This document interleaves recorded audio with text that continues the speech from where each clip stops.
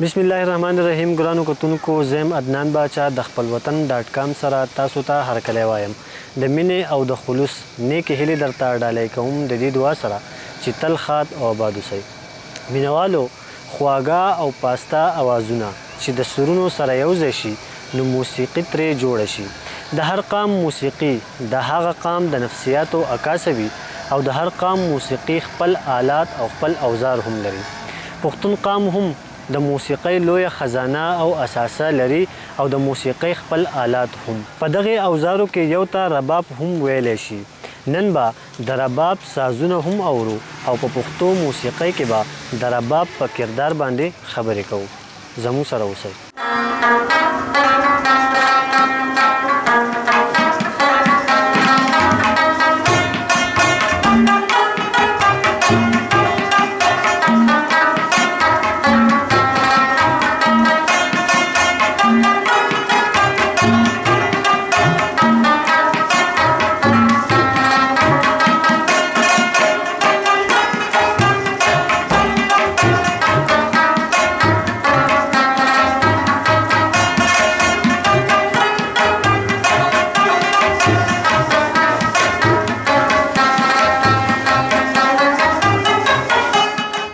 رباب چې ورته په پښتو موسیقۍ کې د سرونو بادشاه ویلی شي، د پښتنو په کلتور او پښتو موسیقۍ کې خپل یو ځانګړی حیثیت لري.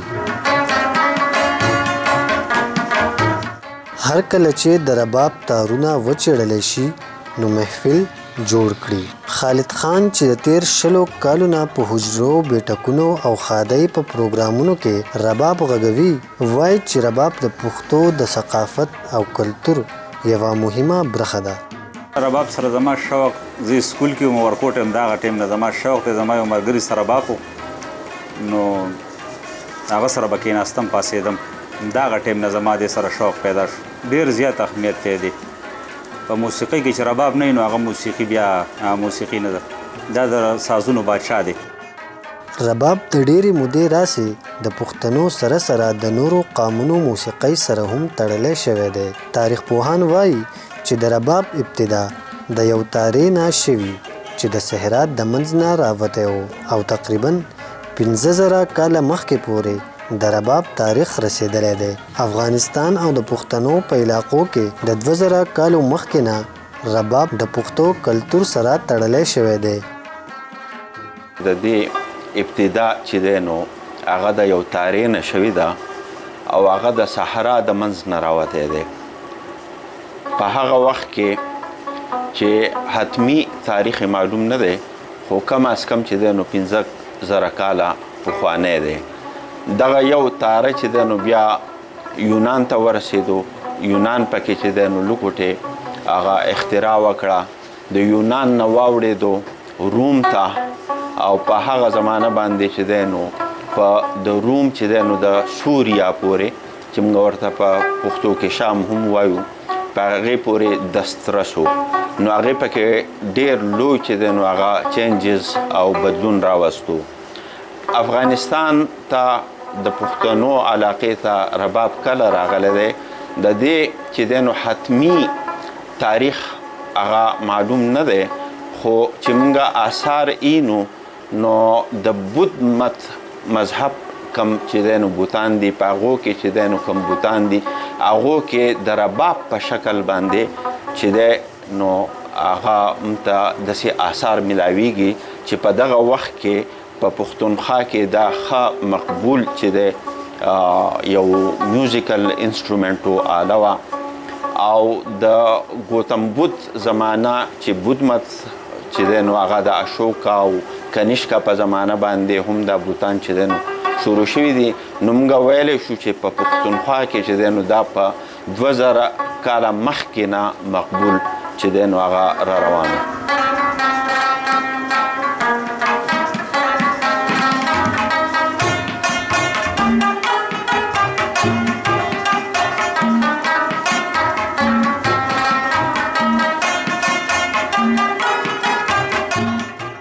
د پاکستان په پښتنو سیمو کې په ګڼ شمیر د رباب جوړښت کیږي، ولې په افغانستان کې هم د دې نوموړي ځایونه شته چېرته چې رباب تیاریږي.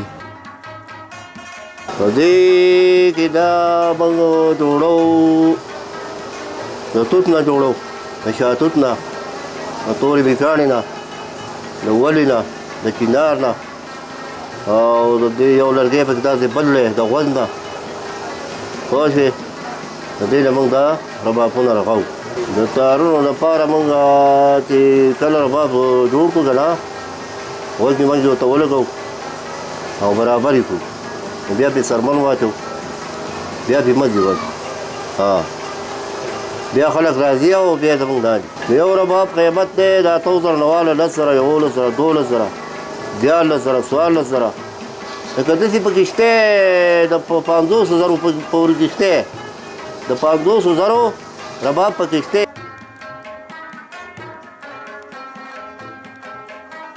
د پښتنو نوی کل د رباب سره ډیره مینه لري او ځای په ځای حجرو بیټکونو کې د رباب محفلونه جوړوي. واته کاله زموږ شو چې رباب کوم ما خو دې شوق پیدا شو چې زما یو ماما او زموږ په دیره کې به رباب کوم او دا غنه اوج نه زما شوق پیدا شو بیا دلته کوم بیا آی ډی پیزو کې ښکته لاړو بیا مې ډېر زده کړل ته کړي د استادانو نه. رباب د پښتنو د کلتور یوه مهمه برخه ده او د دې نه بغیر پښتو موسیقي ډیره پیکه ښکاري. ایران، ترکی، افغانستان، تاجکستان، ازبکستان، عراق او نورو هیوادونو کې هم رباب د موسیقۍ یو مهم جز ګڼل کیږي. کو د رباب شکل ته تاسو وګورئ د هغې په سر باندې یو تاج دی دا ورته مخامخ که چې دغه تاج دی نو څنګه چې تاج وي د یو موسیقۍ نو دومره چې دی نو هغه دا باچا ګڼلی کیږي. د دې د وچ ګوګل نه د سورونو افشار بهیږي او په افغانستان کې د دې لوی استادان چې دی نو هغه تیر شوي لکه عمر بابا بیا چې دی نو په موجوده وخت کې همایون سخي، داوود سدوزی، غلام حسین چې نن سبا په جرمني کې استوګنه کوي او دې سره چې دی نو قیس ایثار او رحیم خوشنواس چې په دې تیرو ورځو کې وفات شوی دی دا د رباب ډېر لوی موسیقاران دي استادان دي او ډېرې ښې نغمې چې دی نو هغو پکې ویلي دي او په پښتونخوا باندې چې دی نو غټ استادان خو هغې کې چې دی نو باغ حرم یادیږي چې هغه ته لا تر اوسه پورې چې دی نو چارسایي نه ده کړې خو په موجوده وخت کې چې دی هغه ګلاب افریدي استاد چې دی نو هغه هم ډېر مقبول شو او ډېر ښه رباب غږوي.